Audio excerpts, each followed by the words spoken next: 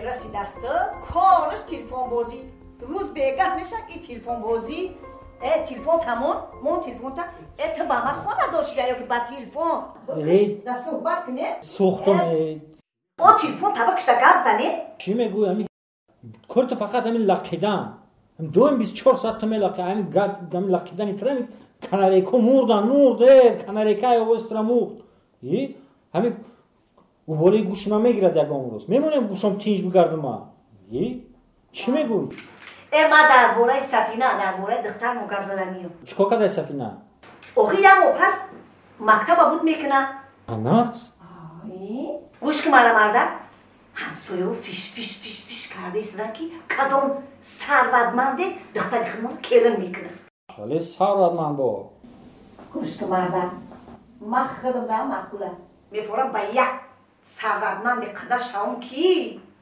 یک توی با دبدبه کنم یک توی با دبدبه کنم که همسایه ها را تماشا بکنم چی خالی توی دبده چی خالی توی دبدبه نا گفتی ها و ما نمی دختر اول مکتب تمام کنه صاحب یکم معلومات شوه یکم اختصاص شوه یکم جو داخل شوه انا بعد کسی را که دلش میکشد انا ثروتمنده بی ثروته بعد کسی را میگیره بگیره گپ زنی شبینو ما هم مکتب میانه نبود کردیم خونه دار شدیم هیچ گم نه شیرینی های زندگی خوشرو رفته سهن شکایت از زندگی نداره مرده میدانستم اما خالی شیرینی بر وقت زن نمیگرفتم این شیرینی بسیارم ضرر داره فهمیدی با شیرینی چی؟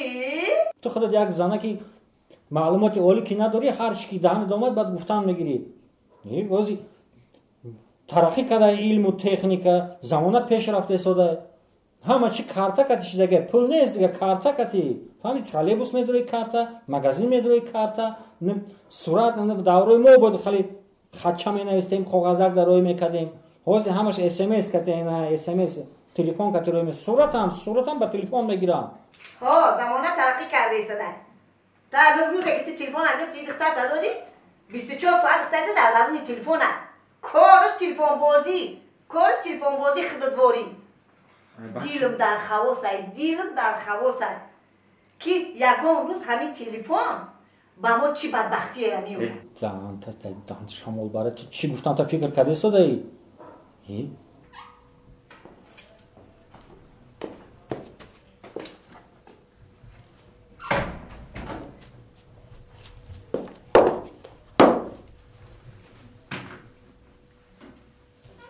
بیا بچه جان بیا اومدی؟ سلام آتا جان. سلام چی برم رو پردگیه؟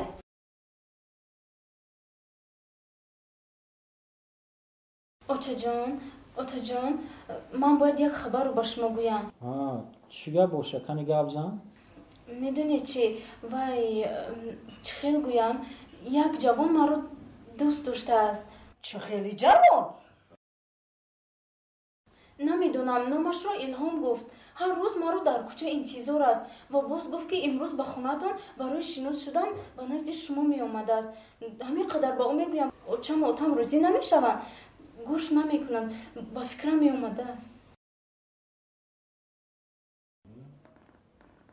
ای رفتارش معلومه که بچه پول داره برا بچم ای مگازین نام بگی بیو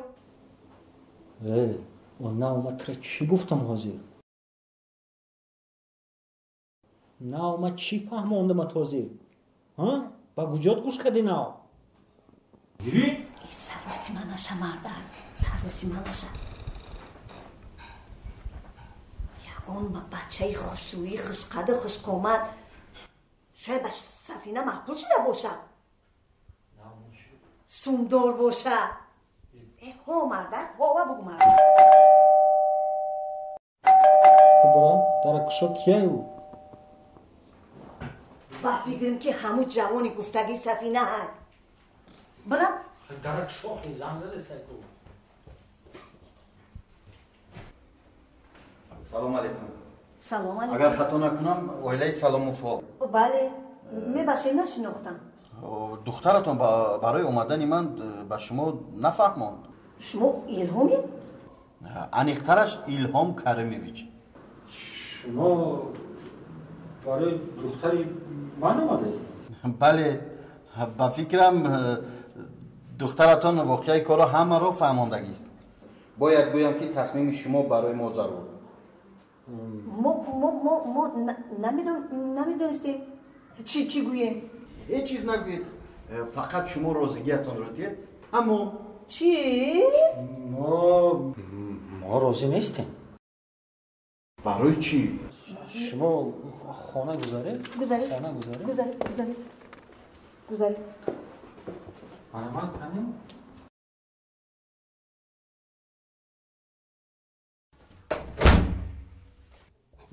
مگر با آینده دخترتون دلتون نمیسوزد؟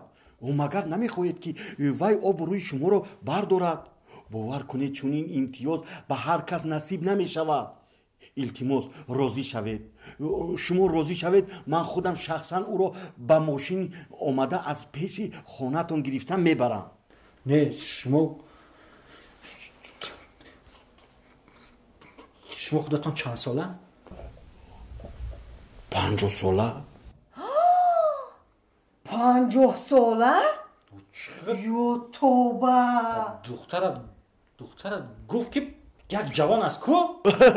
وای دختر شما همیشه با من شوخی میکند. انا همین فعلش رو بسیار دوست میدارم. انا دیدی مردم؟ من گفتم کو تلفن تحصیل خودش رو با دخترمون میرسوند. و من هم میخواهم در همین خصوص با شما هم صحبت شوم. او شما رو دوست میدارد؟ شاید دوست دارد، شاید نه، ولی این مهم نیست. میدانید من از دختر شما مهر و محبت رو طلب نمی کنم. مرا حرمت کند بس است. میدانید رحمت به شما که چنین دختری خوب تربیت دادید. در میانی شما یگان واقع روی نداده است؟ راستی تا حال یگان واقع روی نداده است. خیر بودن حالتهایی که چیزی رو که نمیفهمید از من اومده میپرسید.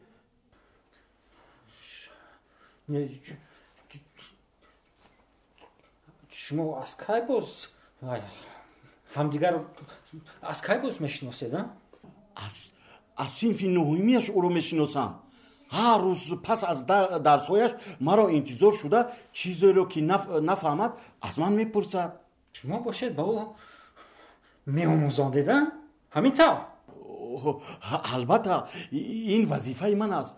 و من که با او نمیفهموندم او به چنین قله ها نمیرسید. تو کجای نگاه میکردی؟ تو کجای نگاه میکردی؟ برای چه دختری ما بعد از دست پیش kim میرفته است؟ ما چی گناه دارم؟ من گفته بودم که تلفن نتی دخترتا قطعی دخترت صحبت کن. روزی درست کار تلفن بازی. انا شما چیو میگویید؟ آرام رو بشوید، بس کنید. اتدام تا بگی نوبتی تا هم میرسه. فهمیدی؟ کاری کردگی تا کردی در بین همسایه ها ما را شرمنده کردی. انا گناهگار اساسی. با میگه کی من وظیفه خود ما اجرا کردم. این افتاد پوستیه. من نفهمیدم. من برعکس آبروی شما رو برداشتنیم. میخواهم که شما فکری آینده دخترتون رو کنید. حاضر من با تو آینده نشان میدم. خزجات در آینده دختر من چیکار داری؟ تو در آینده دختر من چیکار داری؟ نه تو خودت چی در آینده دختر من؟ سفینه جان سفینه نبود. شرمنده من کردی شرمنده. من هیچ چند نفهمیدم. اوتا جان چی گفت در اینجا؟ من هیچ چیز رو نفهمیدم. بس کنه داخل. اجاده جان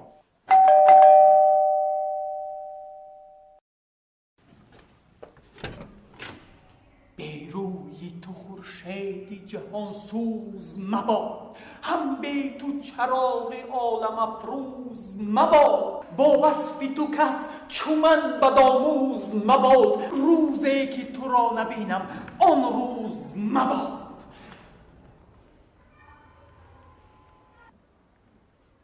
تو کی؟ سلام علیکم. کی تو؟ یکی ای بو کی تو؟ ما ایلهام بویل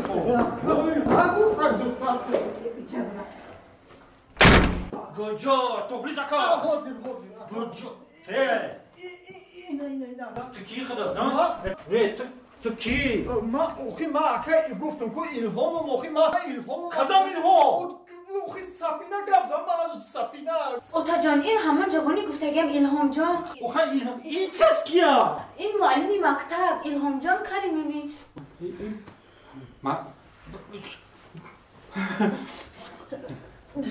معلم من هم در اینجا گناهکار هستم، برای که از اول خودم را به شما معرفی نکردم. برای اینکه باید میگفتم که سفینه دختر شما از شما اجازه پرسم که تا که به المپیاد برنامه دارد، به همین خاطر آمدم. مراسم معلم جان اینجا بخشیش خوش اومدی معلم جان، خوش اومدی. معلم نفهمی چون نزم معلم گفت چون گفت یالا چون معلم جان بخشیش منی معلم جان شرمندگی معلم جان شرمندگی